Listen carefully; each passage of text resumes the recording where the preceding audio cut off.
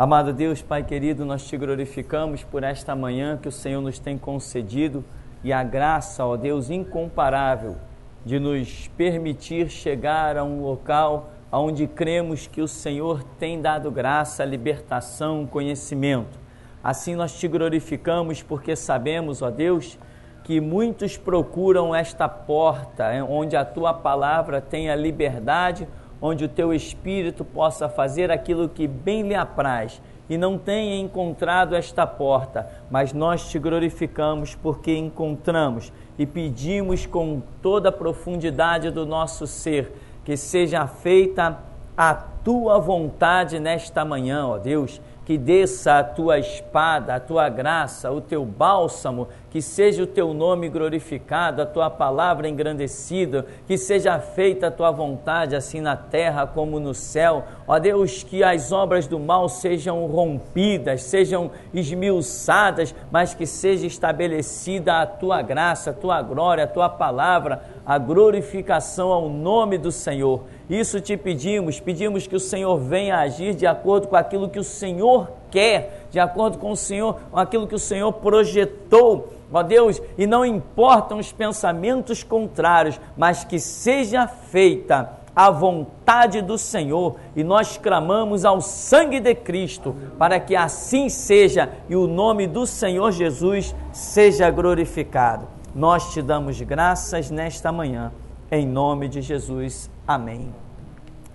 Amém, irmãos. Nós vamos então seguir a nossa apostila.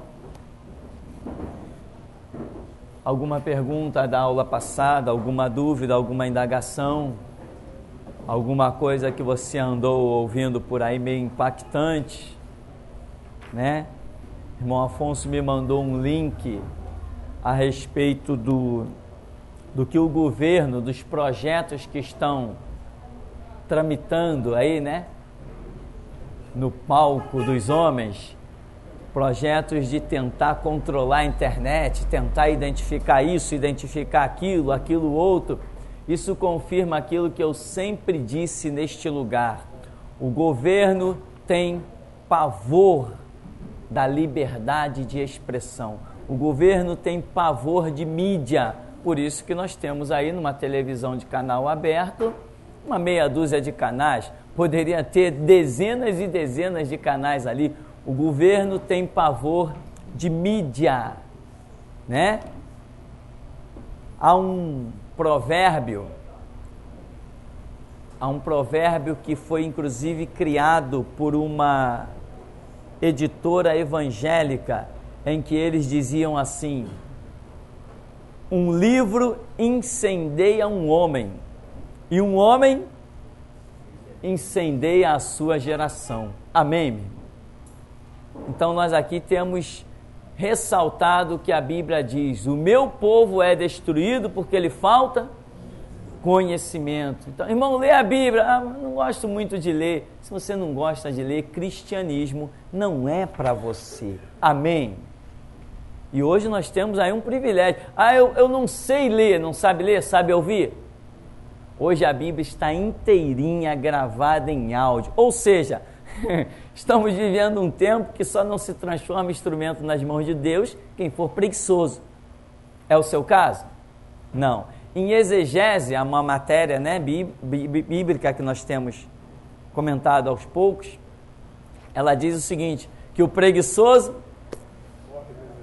nunca será sábio. O preguiçoso nunca será sábio. Então, meu irmão, o governo tem pavor de mídia. Mídia escrita, mídia gravada, mídia, qualquer tipo de mídia. O governo tem pavor, porque só a mídia descentraliza o poder do governo. Só a mídia. Então, as tentativas de controlar a internet já não são de agora. Em outros países já têm investido contra isso. Mas, seja lá o que quer que eles façam, impedir a obra de Deus, nós sabemos que não vai. Amém? Porque Deus sempre tem uma carta na manga para surpreender os seus adversários. Então, perguntas aí? Nenhuma? Então nós vamos seguir na nossa página 4 do segundo bloco a maneira de interpretar a Bíblia.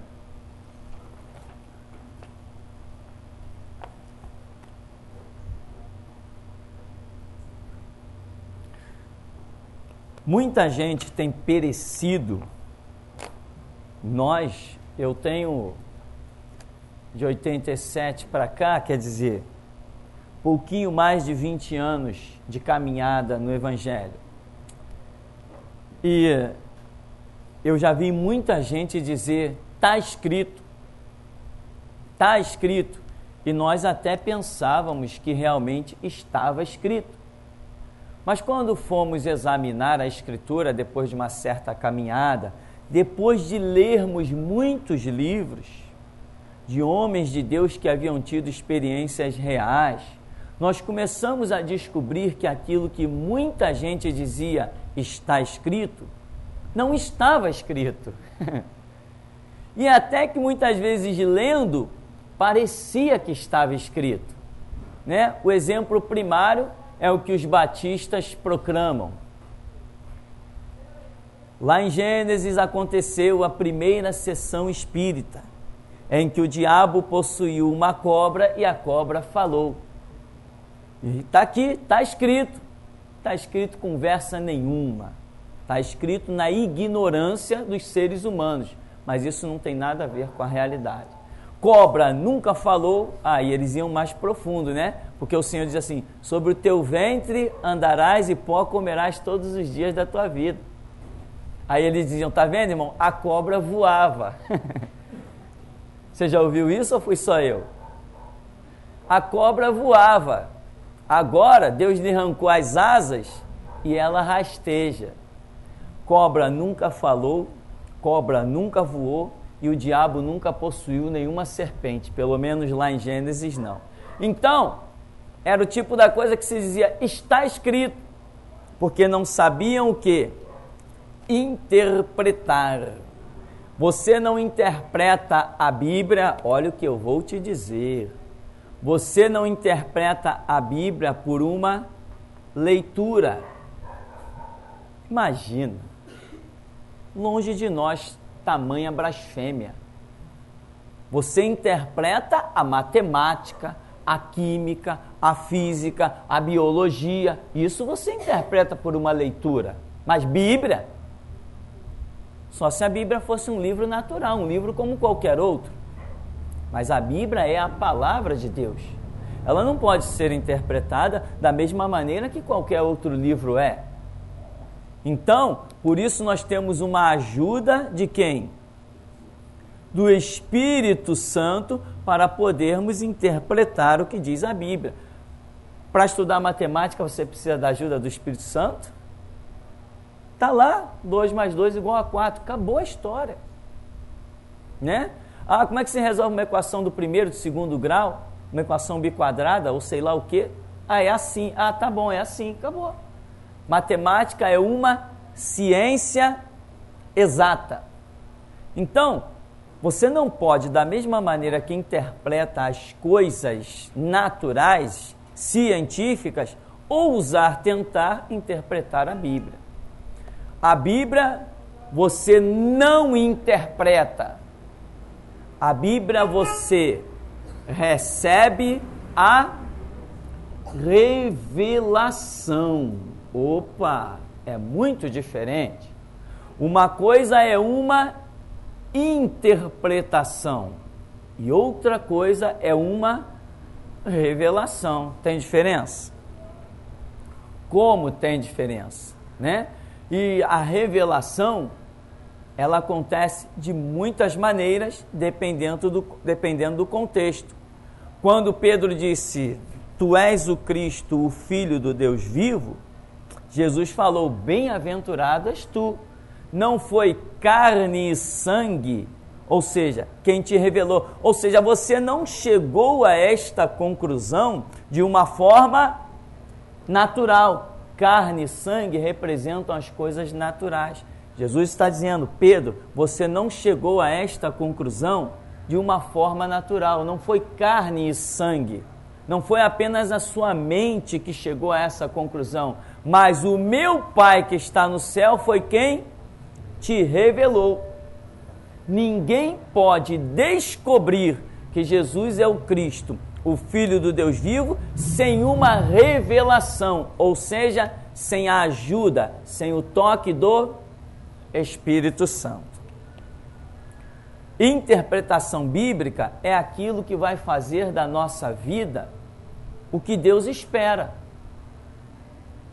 Hoje nós estamos marchando contra o mundo, negando política de todas as suas formas, abominando política. Estamos proclamando a soberania da Bíblia como regra de fé e prática. Estamos dizendo que no mundo tem que ser retiradas as constituições. Constituição brasileira é lixo, Constituição americana é lixo, Barack Obama é outro lixo, filho do diabo, entendeu? Estamos dizendo que isso tudo tem que ser retirado, o que tem que reger é a Bíblia. Esta é a filosofia. Eu pergunto, e eu mesmo vou te responder, a Bíblia vai reger o mundo no tempo que vivemos? Não, eu sei disso melhor do que ninguém, mas nós temos que proclamar que ela é soberana. Aqueles que a forem aceitando como soberana na sua vida, estes vão ver a glória de Deus, vão entrar pela porta e vão herdar a cidade santa. Esta é a nossa missão. O mundo vai se converter? Não, mas vem um período aí chamado milênio, em que nós vamos ver que estávamos certos e receberemos o nosso galardão como ninguém antes de nós jamais. Então nós estamos trabalhando. Por que fazemos isso? Por causa de uma revelação. O Senhor Jesus, que não é homem que mente, nem filho de homem que se arrepende, o Senhor Jesus se manifestou a mim e ele me disse: aonde entra política, eu saio. Por isso que eu digo, tua igreja tem política? Então vai procurar um candomblé, vai bater cabeça pro diabo em outro lugar. Qualquer lugar que você tiver tá bom. Aonde entrou política, saiu Jesus. O Jesus da Bíblia não compactua com política. Por quê? Porque eu li um texto bíblico e resolvi interpretar aquele texto bíblico. Eu já teria caído há muito tempo. Todo mundo está aliançado com a política. Eu sou o único louco proclamando o contrário. Eu e vocês, né? Proclamando o contrário. Este é o único ministério, né, que abomina a política de todas as formas. E está todo mundo aí, às vezes eu recebo ligações, não, mas vocês não aceitam política? Todas as igrejas aceitam? Eu dizia assim para a dona, todas não, a nossa ainda continua fazendo a exceção, ainda servimos Jesus Cristo. Então, interpretação é uma coisa e revelação é outra. Você pode interpretar alguma coisa na Escritura? Sim. Sob quais condições? Depois que você recebeu uma revelação, aí você pode até ter a sua interpretação. Por exemplo, a Escritura, a graça do Espírito Santo nos tem revelado que mar é igual a multidões, não é isso? Nós temos recebido a revelação que mar representa agitações políticas. Então aqui eu tenho a revelação. Eu posso vir a ler um texto bíblico contendo estas simbologias e poderei dar uma interpretação, porque antes da minha interpretação eu já recebi uma base sólida, inabalável, chamada revelação. Agora, quem não recebe a revelação e quer partir direto para a interpretação, tipo, eu li, é isso, está aqui escrito, vai cometer erros graves, sérios, vai naufragar na sua fé, porque um dia vai ver todas as suas convicções jogadas por terra. Então, A Bíblia não é um livro para interpretações. A Bíblia é um livro que, se você não tiver algo muito proclamado por Jesus, chamado oração, você não receberá a revelação. E quem não recebe revelação bíblica, anda pela cabeça dos outros, né? Ah não, o pastor falou, está falado, né? Eu conheci uma senhora que ela vivia dizendo isso. Meu pastor é homem de Deus, se ele falou, está falado. Eu nem me preocupo em ler a Bíblia. Eu ouço meu pastor, se ele falou, está falado. Que desgraça. Não, nós temos que ir para a revelação. Jesus falou, está falado. Amém, meu irmão? Jesus falou, está falado. Que história é essa de pastor falou, está falado? Quando foi que isso existiu na história da humanidade? Ou será que já não basta para nós termos visto os erros de Paulo, de Pedro, de Tiago, de João? Grandes homens de Deus cometeram seus erros. Como é que eu poderia dizer? Pedro falou, está falado. Não, Pedro ungiu Matias, está ungido, acabou. É mesmo? Aonde? Não é verdade?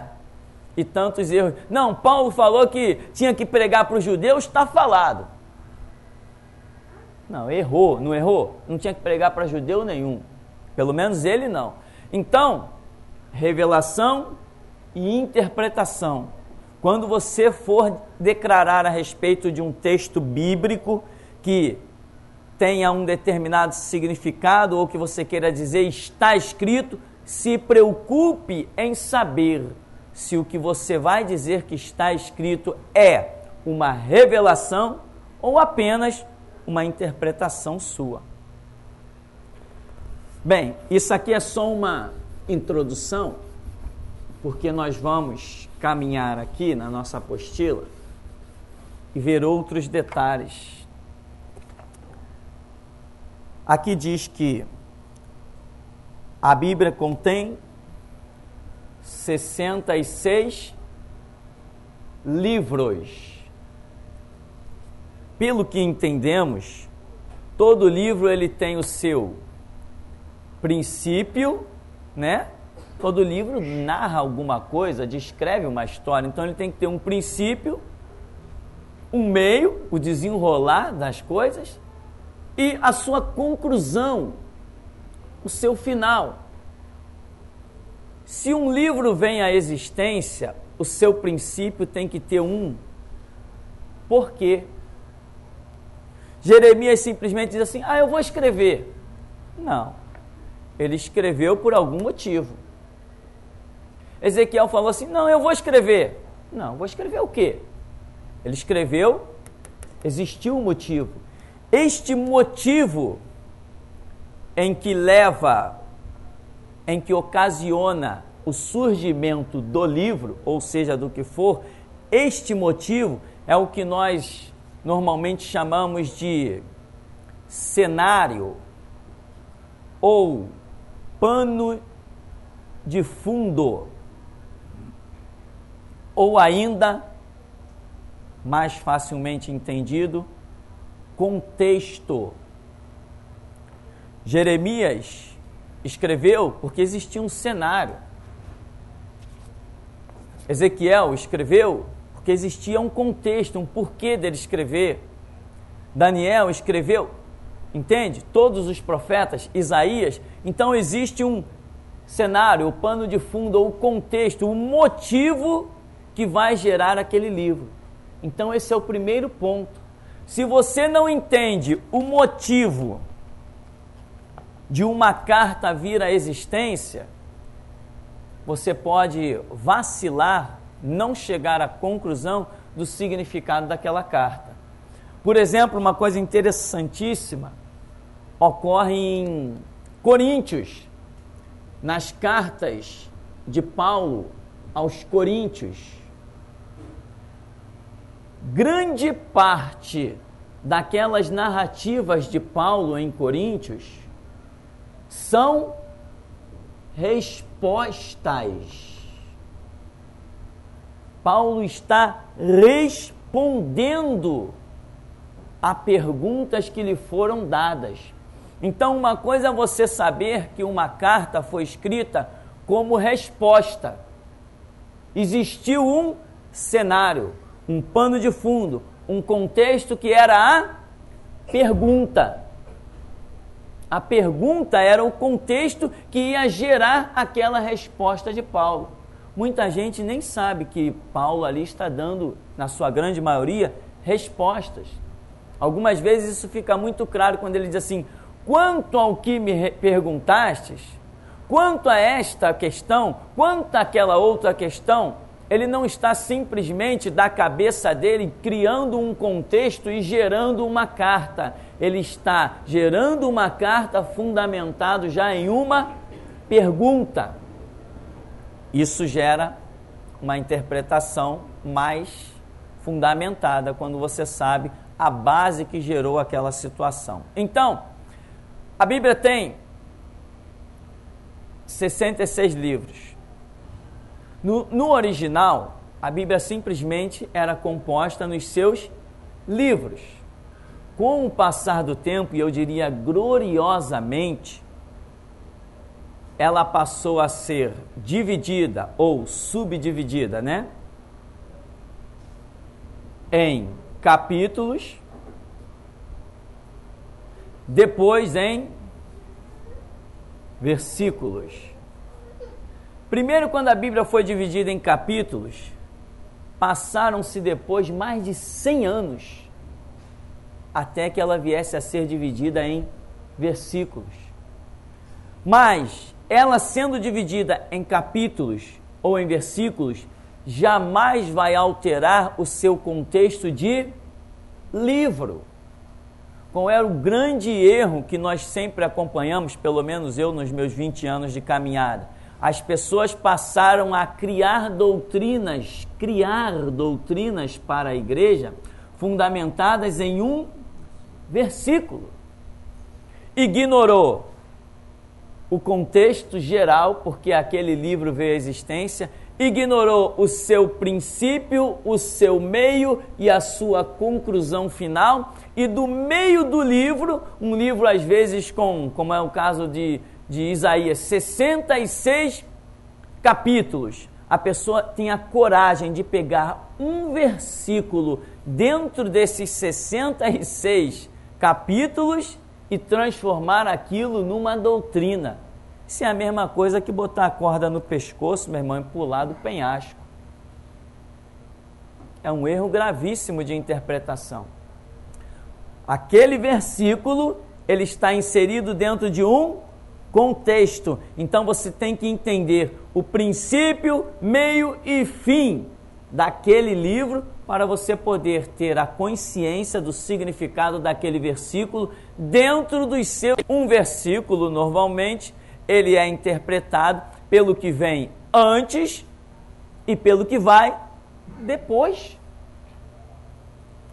E o tão ridículo que nós observamos dentro das igrejas é que, às vezes, nem era um versículo com uma certa autonomia, mas vinha uma vírgula, seguia-se o versículo e depois vinha-se outra vírgula. Uma expressão entre vírgulas, ela não significa absolutamente nada. E até isto nós vimos pessoas usarem para criar doutrinas dentro das igrejas. Uma delas é a bendita declaração de Paulo a respeito do véu, lá em Coríntios, quando ele está respondendo a uma carta de uma pergunta específica do contexto, do cenário de Coríntios. Eu não escrevi para Paulo, eu não pedi ensinamento sobre véu, eu não pedi ensinamento sobre corte de cabelo, eu não perguntei nada disso a Paulo. Como é que eu posso pegar a resposta que ele deu, não para mim, mas para os coríntios, que viviam num contexto, num cenário, num pano de fundo, completamente uma cidade, costumes, cultura completamente diferente? Como é que eu posso pegar a resposta de Paulo para eles e aplicar para mim? 2000 anos depois, dentro de uma das cidades mais tumultuadas e desenvolvidas como é Rio de Janeiro. Loucura, erros graves. Então, meu irmão, a Bíblia não foi escrita por versículos. A Bíblia foi revelada por livros. Era o livro, né? Ou chamado rolo do profeta Isaías, o rolo do profeta Malaquias. O rolo era assim, Deus tratava, Deus revelava algo com princípio, meio e fim. A Bíblia diz o que ela quer dizer. A Bíblia não diz o que eu interpreto dela. A Bíblia diz o que ela quer dizer. Eu tenho que procurar descobrir o que a Bíblia está dizendo e nunca, jamais ousar interpretar a Bíblia. Eu tenho que buscar a revelação do que diz a Bíblia. É bem diferente. Então, seguindo aí, outra observação importante que eu tenho a fazer nesse contexto de interpretação bíblica é que a Bíblia tem 66 livros.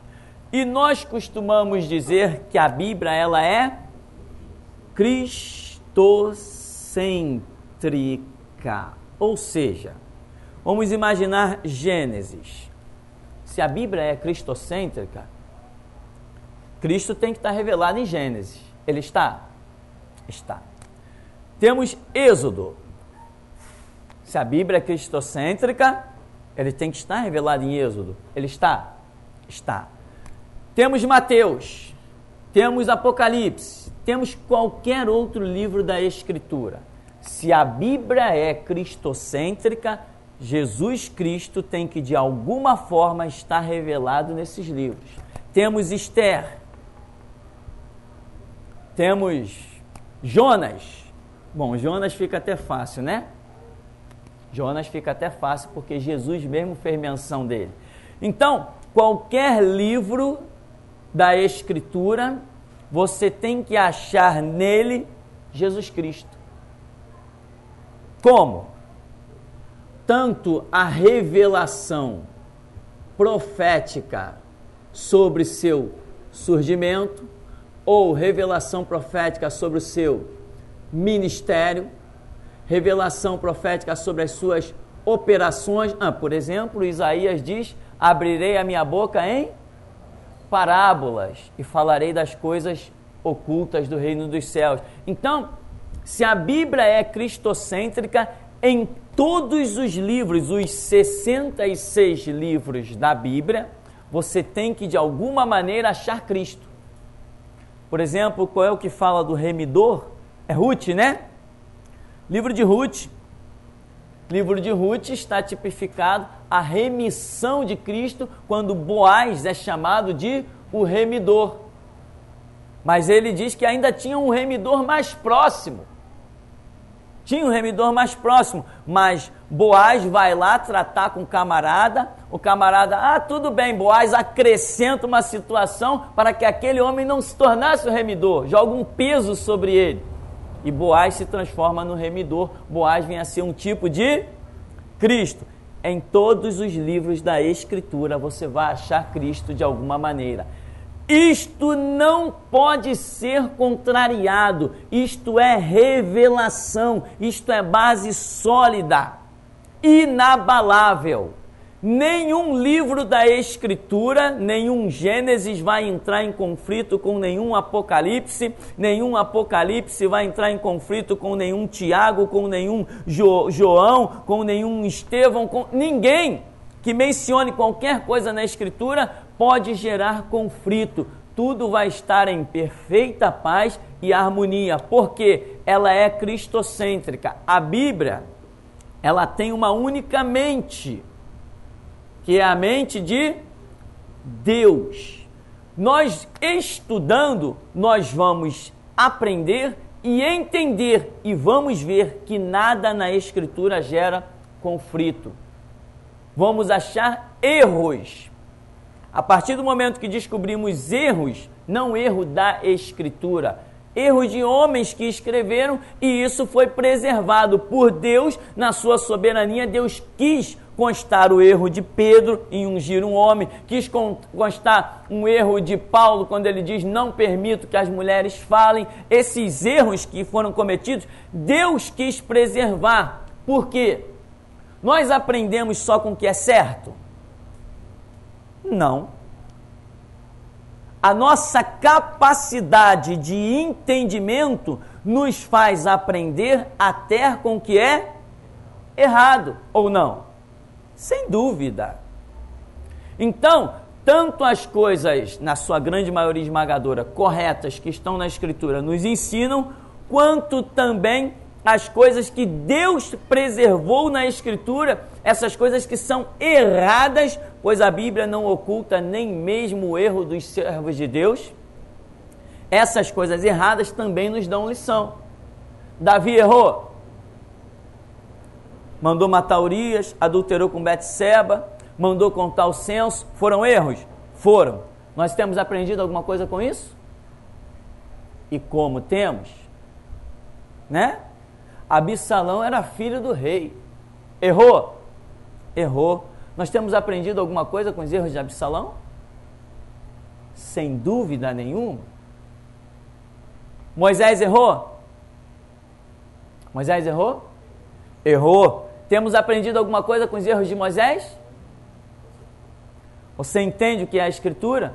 Agora você tem que partir. Isso aqui não é tomando sorvete no final de semana que você vai conhecer o que é Bíblia, né?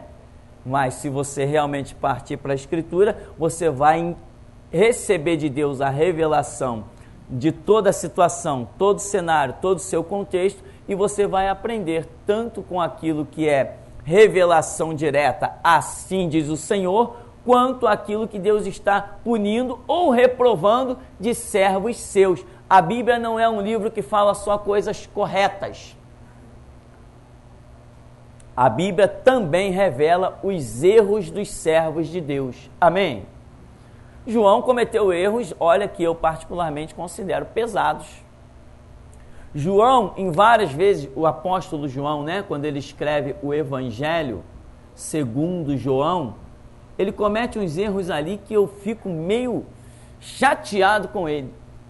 Porque ele está vendo os fatos a respeito das operações de Jesus, e quando Jesus foi assunto aos céus, 60 anos depois, 40, 60 anos depois de Jesus ir para o céu, quando o Espírito Santo traz o mover para que aqueles homens escrevessem tudo que eles viram e ouviram, João, quando está escrevendo, várias vezes ele joga uma vírgula, e a respeito do texto que ele, da situação que ele está escrevendo, do que ele viu, ele acrescenta a interpretação dele.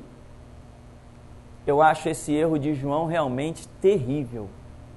Porque muitas pessoas hoje que estão lendo o Evangelho de João e veem a interpretação que ele deu, acham que ele está correto.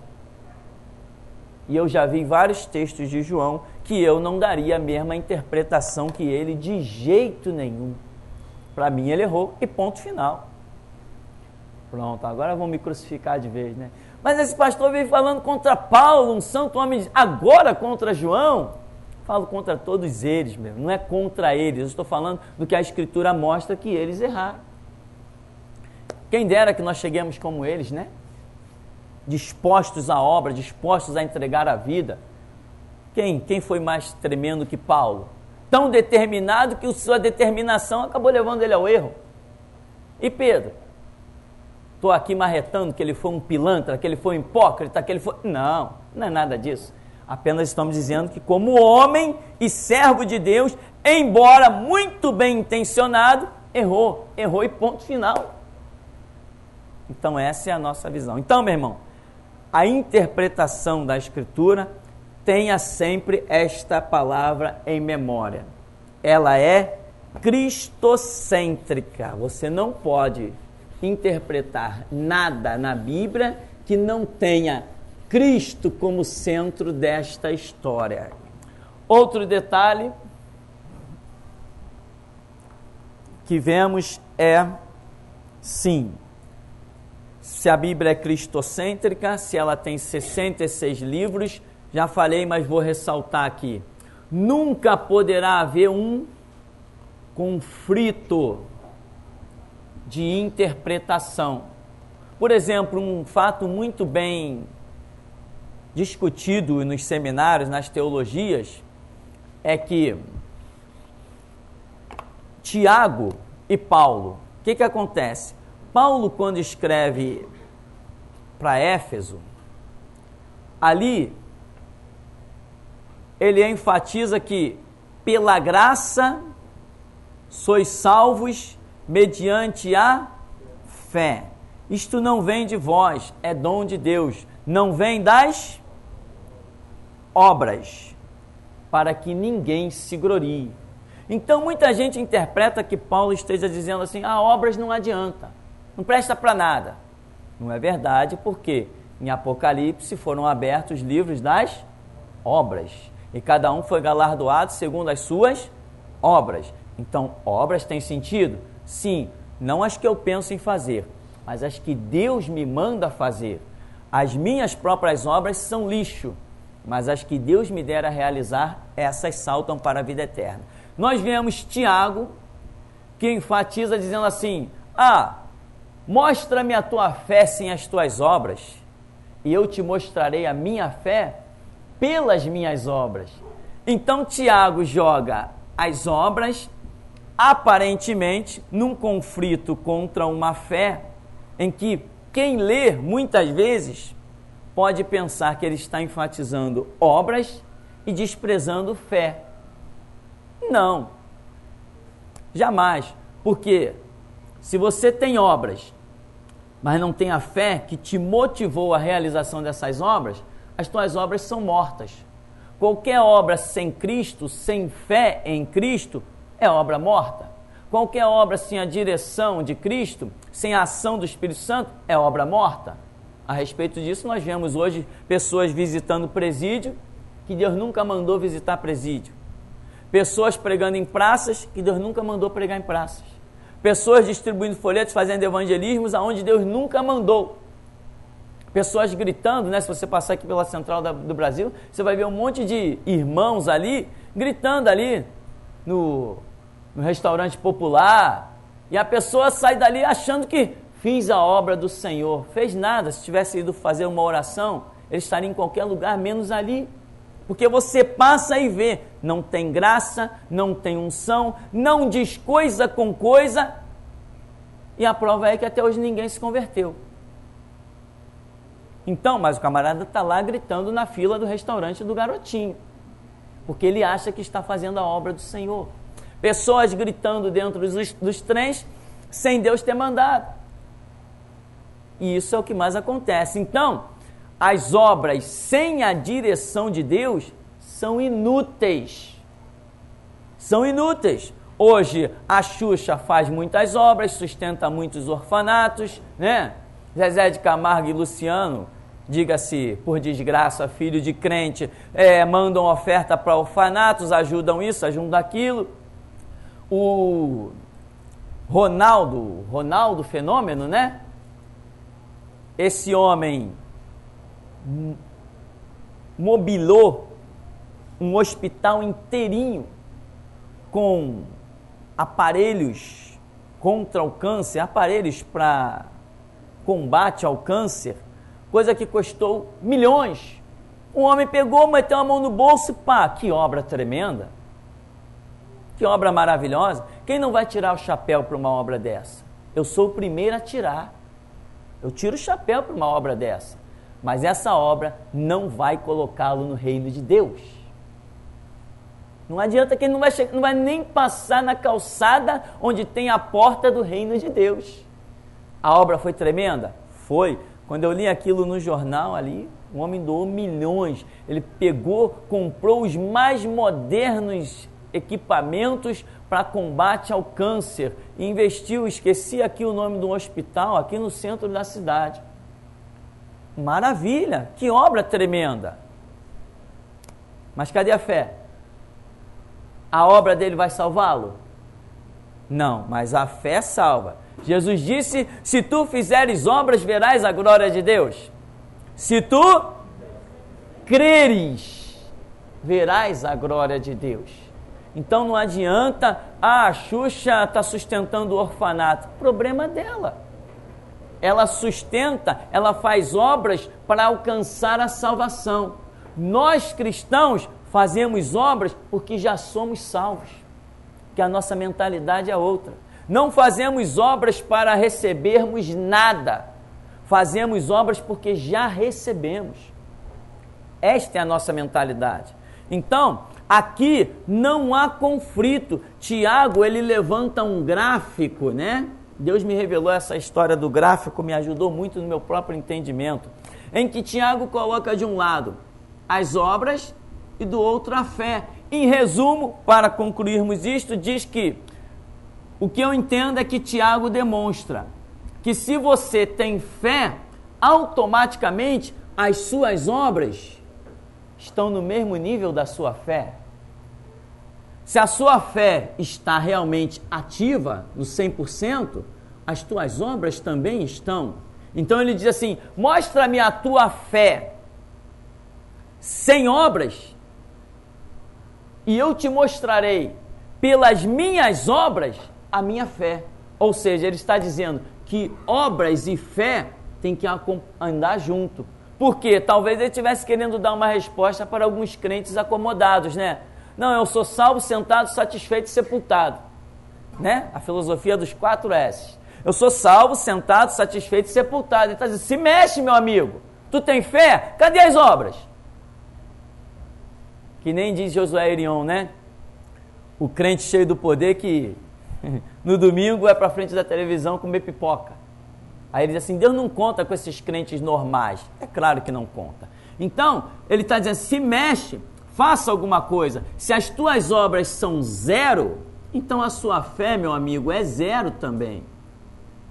Aí por isso ele diz, mostra-me a tua fé sem obras, e eu te mostrarei a minha fé pelas minhas obras. Então, não há conflito de forma alguma, não há diferença de forma alguma entre o ponto de vista de Paulo e o ponto de vista de Tiago. Simplesmente Tiago está descendo um cajado e incentivando as pessoas a se mexer, mostrar, seria aquela palavra de exortação. E Paulo está demonstrando a realidade do que é reino de Deus, que ninguém é salvo por obras.